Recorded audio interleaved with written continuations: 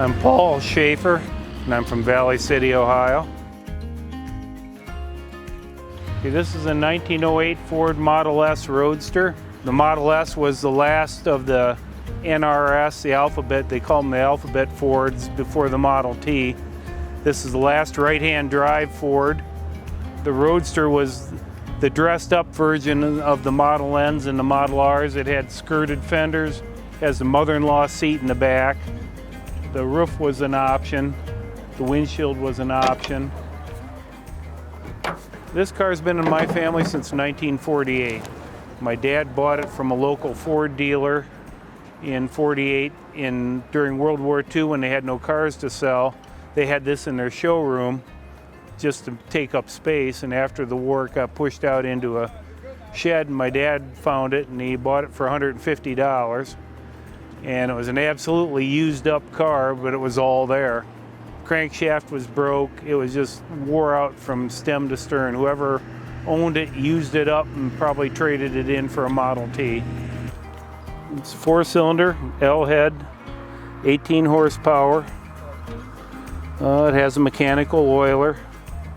Has a timer rather than a distributor. There's an ignition coil for each individual cylinder, and they're in the wood box on the dashboard. It has handholds on the side to access the connecting rods for service. The flywheel's on the front of the engine, which also serves as a cooling fan. My dad in the 50s did some work on it and got the engine kind of fixed up, and when I got older I started working on them and had it running. It wasn't restored in 1988 and was driving around our yard, and my dad came out and got in it and we went for a ride down the road, and he turned to me and said, "I've owned this car for 40 years, never thought I'd have a ride in it. It's the ride of a lifetime." And believe it or not, the next day he died of a heart attack. So it kind of became a mission to get it restored and running and looking nice, and have some good friends that helped me make that happen.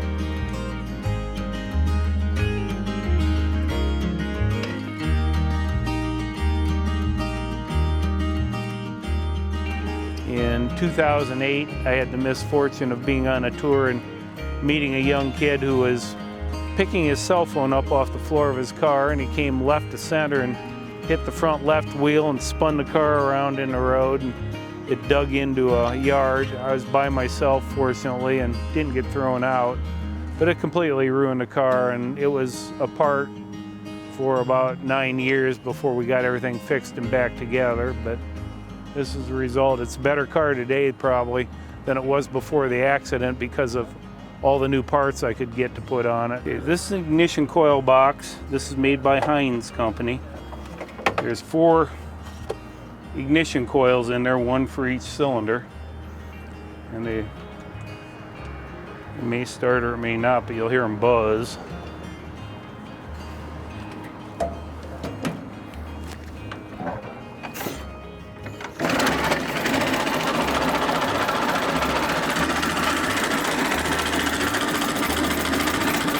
Each coil, when it buzzes, is firing. They sound like a mess of mad bees as you're going down the road.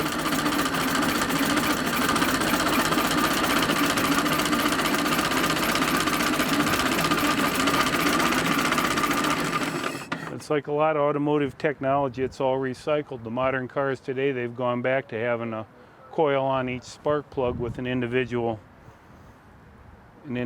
coil for each cylinder, which is just 1908 technology recycled. And we've toured a lot with it. It's been up here. 1992 is the first year we brought it up here for the New London to New Brighton run. We did it 92 through 96.